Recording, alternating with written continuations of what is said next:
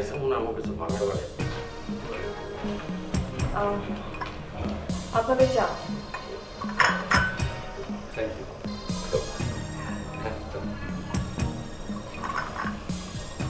Uncle, আপনার পুরো নামটা কেন কি? আমার নারায়ণ ঘোষ। আর আপনার? শোভনাথ। তার মানে সম্পর্কে আপনারা আপন মামা ভাগ্নে? অবশ্যই, ও আমার বোনের ছেলে। হ্যাঁ, আর নারায়ণ মামা হচ্ছে আমার নানির ছেলে। একদম মিথ্যে কথা বলার চেষ্টা করবেন না। আসল পরিচয়টা কি আপনাদের?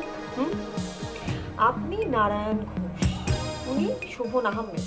কেমন করে আপনারা আপন মামা ভাগ্নে হন? বাইরে বলুন, আপনি আমার বাবার বাল্যকালের বন্ধু। এত জীবনে তো আপনার চেহারা দেখিনি, আজকে হুট করে আপনি এখানে আমদানি হলেন। How it possible? না মানে নারায়ণ মামা আমার নানিকে মা রেখেছে, তাই না মামা? আরে শোভন, শোভন আমার বউকে মামি ডাকে, তাই না ভাগিনা? আমার মনে হয় আমার বাবার সঙ্গে আজকে সকালেই আপনাদের পরিচয় হয়েছে। আসল উদ্দেশ্যটা কি আপনাদের?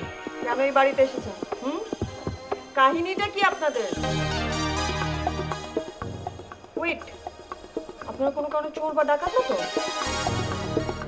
আচ্ছা, আপনাদের কাছে কি উত্তরা থানার ওসি সাহেবের নাম্বার আছে? কি কয়? জি না, আমার কাছে নেই। আমার কাছে আছে। আমার কাছে নাই, আমি কই পাবো নাম্বার? কোনো সমস্যা নেই, আমার কাছে আছে। একটা ফোন কল করলে ব্যাটালিয়ন সবাই এখানে চলে আসবে। আচ্ছা, নাম্বারটা আমাকেও দেন, আমার দরকার, কখন থেকে দরকার পড়ে যায়। আপনি কি মনে হয় ফাজলামো করছেন আপনার সাথে? It's fun. না কি মনে হচ্ছে? না করছিলাম তো, এখানে সব দরকার নেই। এই no fish fish, clear cut কথা বলো। কি কাহিনী কি? কোনো কারণ না রে মা, আমরা ঘটক মা, আমরা ঘটক। জি, আপনার বাবা আপনার জন্য সৎ আর যোগ্য পাত্র খোঁজার দায়িত্ব আমাদের দিয়েছে। হাউ ডিয়ার ইউ পিপল, হ্যাঁ? মিথ্যে কথা বলে আমার বাড়ির উপর এসে আমাকে বিয়ে দেওয়ার কত বড় সাহস আপনাদের, হ্যাঁ? মা গো, আমার গলাটা ভুগাইতেছে, এক গ্লাস ঠান্ডা পানি দিবে মা। জলদি করেন, আমার জন্য এক গ্লাস। দাঁড়ান। মামা ও মামা বললাম বললাম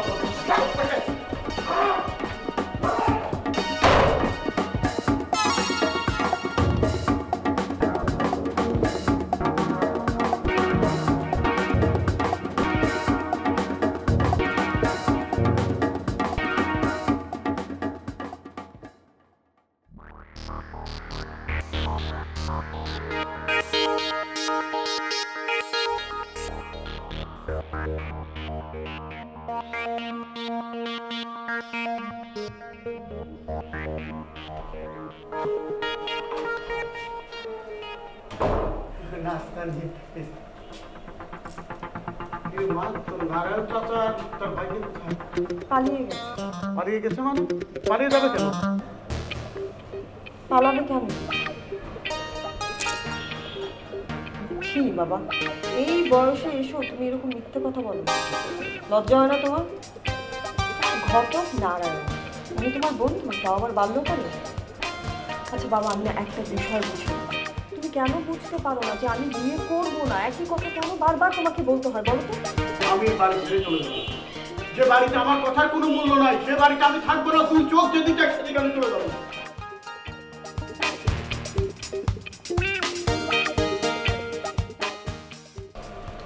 হ্যাঁ দাঁড়াও।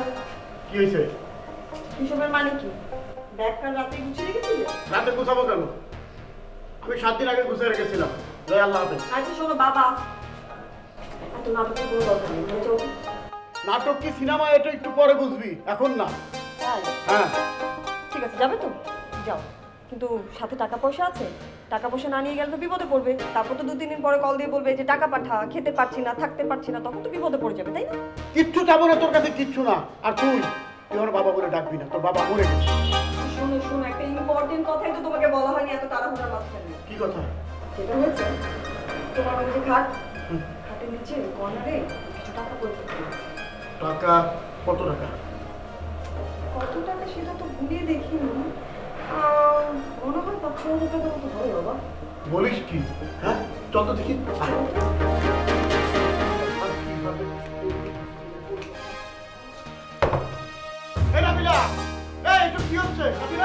এই নাবিলা, এসব কি হচ্ছে মা? কিচ্ছু না বাবা, আজকে থেকে তুমি গৃহবন্দী। মানে কি? আমি এখানে বলতে থাকলে তো না খেয়ে মরবো। না না না, কেন না খেয়ে মরবে? কোনো দুশ্চিন্তা করার দরকার নেই। 3 বেলা তোমার খাবার দাবার, ওষুধপত্র, প্রয়োজনীয় সমস্ত জিনিসপত্র সরবরাহ করা হবে। আরে তুই মেয়ে হয়ে বাবারে এরকম গৃহবন্দী করে রাখবি? কেন? একটু আগেই তো তুমি বলেছো যে আমি তোমার কিছুই লাগি না, সেহেতু আমি তো সবকিছু করতে পারি। তুমি খাও দাও, শান্তিতে থাকো, আমাকে একটু শান্তিতে থাকতে দাও বাবা। মেয়ের বিয়ে, সংসার, এটা কি আশা করা পাপ মা? না, কিন্তু একজন প্রাপ্তবয়স্ক সন্তানের উপর নিজের ইচ্ছা অনিচ্ছা আগ্রহ সবকিছু চাপিয়ে দেওয়াটা কিন্তু পাপ। এইভাবে কতদিন আমার আটকে রাখবি? মনে রাখিস, বিদ্রোহী কণ্ঠ কোনোদিন দাবিয়ে রাখা যায় না। তাই না বাবা? তাহলে তুমিও মনে রাখো, বেয়ারা সন্তানকে শাসন করা যেমন বাবা মার দায়িত্ব, তেমনি অবাধ্য বাবা মাকেও শাসন করা কিন্তু সন্তানের দায়িত্বের মধ্যেই পড়ে। শোন, একবার যদি বেরোতে পারি না, তাইলে হাইকোর্টে গিয়ে তোর আমি ত্যায্য কন্যা করবো, মনে রাখিস। সেই সুযোগ তুমি কোনোদিন পাবে না বাবা।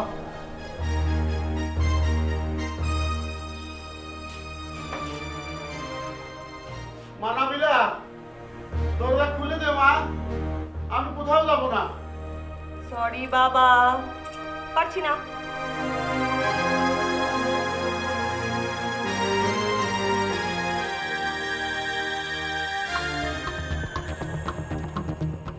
ওর বাবারে ওরে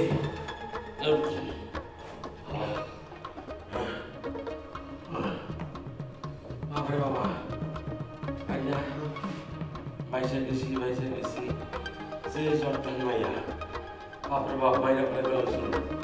আর ওর বাপে ঘুরে কত বড় বাপা, চিন্তা করছো সব টাকার লোক দেয় না, তার বাড়িতে হয়ে গেছে।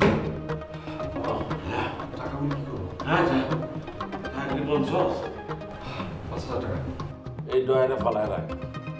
যদি 7 দিনের মধ্যে ওই বুড়া টাকা ফেরত দিতে না আসে, তাহলে নিজের সম্পত্তি মনে করে ওইটা বাদল। না মা, এটা ঠিক না। আমরা কষ্ট করে মেধা খরচ করে উপার্জন করার জন্য ব্যবসা শুরু করেছি। বেশি জ্ঞানের কথা কইও না। এইটা না, এটা হলো লক্ষ্মী, এটা বুঝছো তো? টাকা হলো লক্ষ্মী, হাইট দেয় ঘরে দলাতেছে, এটা ধাক্কা বাই করে দিল না। ওই বুড়া অনেক দলি, এতক্ষণ এটা কত বুঝে গেছে। না মামা, ঠিক সম্ভব না। প্রয়োজনে পুরোকে খুঁজে আমরা তার টাকাগুলো ফেরত দিয়ে আসবো। তোমার কাছে তার নাম্বার আছে? আচ্ছা, নাম্বারে কি দরকার? আমরা তার বাসা চিনি, বাসায় গিয়ে দিয়ে আসবো। চপট! এই বাড়ি 2 মাসের বাকি, এই মাসে যদি 1 মাসের ভাড়া দিতে না পারি, বাড়িওয়ালা আর 10 টাকা বাইতে পারি। বাবা, এই মাসে ভাড়া না হয় এই টাকা থেকে দিলাম, 6 মাস পর থেকে দিলাম। আমি বলতে চাচ্ছি, এটা তো কোনো সমাধান না। করো, একটা কথা মনে রেখো, কালকে সকালে কি রান্না হবে সেরকম কোনো জিনিস বলে না। একটা ব্যবস্থা হবে। 20 টাকা আসলো পকেটে ভালো। ওই বুড়ার বাড়িতে যাইবার সবাই রিক্সাওয়ালার মিস্টাকে দিয়েছে। এখানে 1 টাকাও নাই, ঠনঠনা যদি থাকে 20 টাকা কেন নিচে যাই, একটু চা রুটি খাই আসি, খিদা লাগছে। শোনো, 50 টাকা দিলাম, 4 রুটিতে যে টাকা থাকবো সেটা দিয়ে আসার সময় তরকারি নিয়ে আসবো, ঠিক আছে? কি রোগের দুনিয়া থাকবে? চা রুটি খাইতে তো 20 টাকা দেবো, থাকবো 30 টাকা। 30 টাকা তরকারি? হ্যাঁ, বাজারে যাও, বাজার অবস্থা জানো? মামা, 1 পা কিনবা, আধা পা কিনবা, লাগলে 1টা 2টা করে কিনবা। একবার প্লিজ যাও তো, নিয়ে আসো।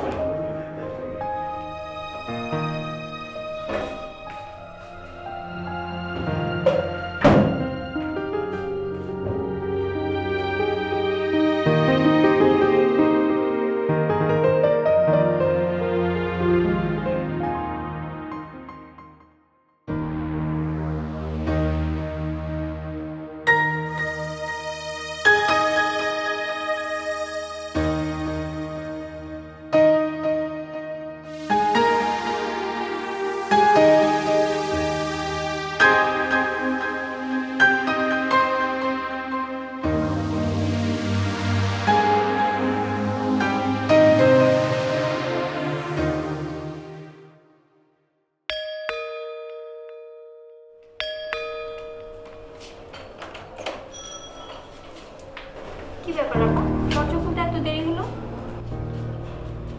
আসসালামু আলাইকুম আপা। ওয়ালাইকুম আসসালাম।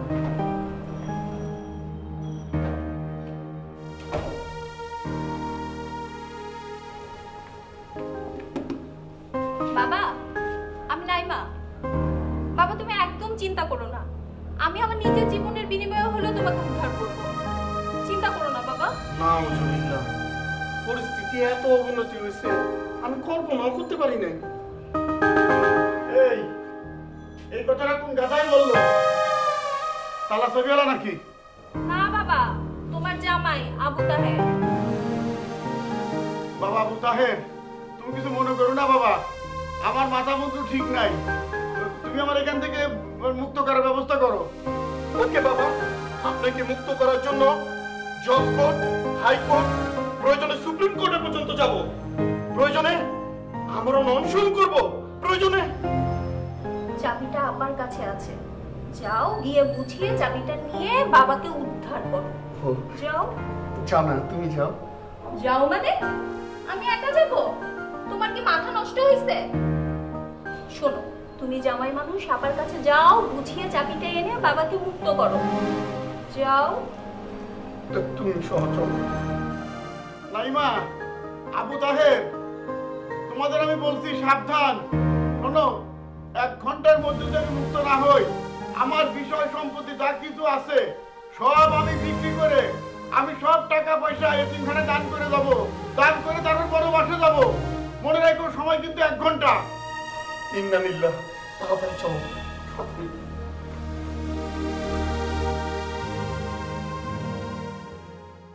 আপা, তুমি সবসময় ঠিক আর সবাই আমরা ভুল, এই কথাটা চিন্তা করা কি একটু ভুল চিন্তা না?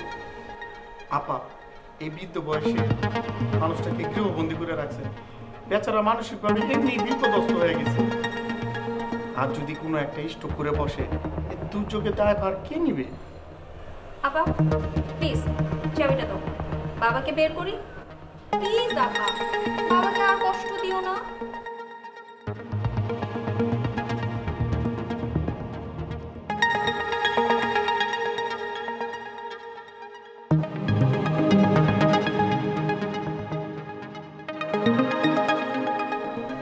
তোর এত বড় সাহস, তুই আমার গৃহবন্দী করেছিস?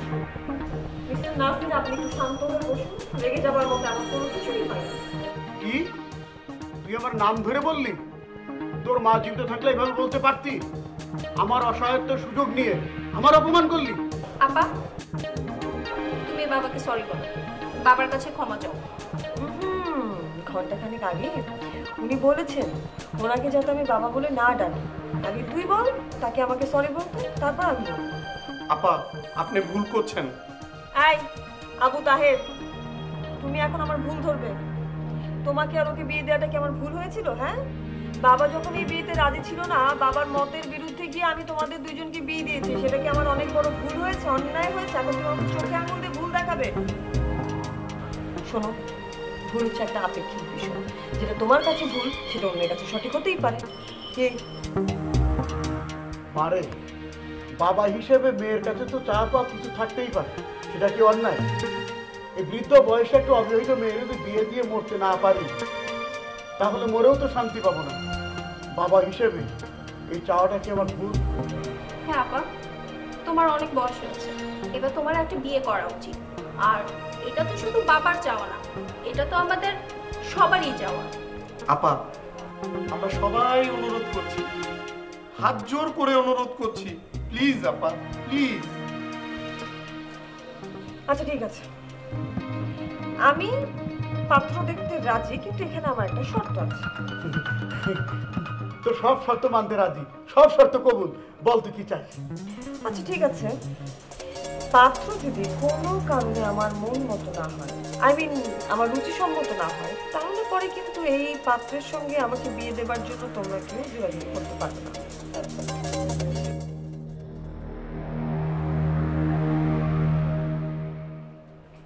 বাবা, ছোট মুখে বড় কথা বলি, আপার বিয়ে কখনই সম্ভব না।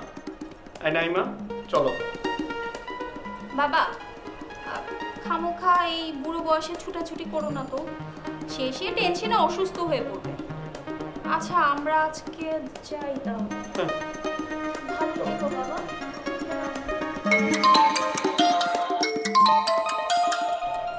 হ্যালো, আঙ্কেল সালাম আলাইকুম। ওয়ালাইকুম আসসালাম। আমি মামা বিবাহ মিডিয়া অফিস থেকে বলছি, শোভন। আই এম সরি বাবা, তোমরা আমার বাসা থেকে কেন পালিয়েছো সেটা আমি জানি। তোমরা আর আমাকে লজ্জা দিও না। না না আঙ্কেল, আমরাও সে ব্যাপারে আর কোনো কথা বলতে চাই না। আসলে আঙ্কেল আপনার কাজটা করে দিতে পারলাম না, তাই বলছিলাম কালকে যে কোনো সময় এসে যদি আপনার অগ্রিম টাকাটা নিয়ে যেতেন। আরে বাবা, আমি আছি দুশ্চিন্তা। কাল কেন আসতে হবে? কাল পরশু যেদিন পারি সেদিন এসে নিয়ে যাবো। তাহলে আমরা ভীষণ বিপদে পড়ে যাবো আঙ্কেল। কিসের বিপদ? না মানে ইদানিং আমাদের হাতের অবস্থা খুব একটা ভালো না, খুব টানাটানি যাচ্ছে। তাই বলছিলাম টাকাটা আমাদের কাছে থাকা সেফ না। আপনি যত জলদি পারেন এসে নিয়ে যাবেন, তা না হলে টাকাটা আমরা খরচ করে ফেলতে পারি। সময় নষ্ট করবেন না প্লিজ আঙ্কেল। আচ্ছা ঠিক আছে, কালকে সকালে আসবো। ঠিক, থ্যাংক ইউ।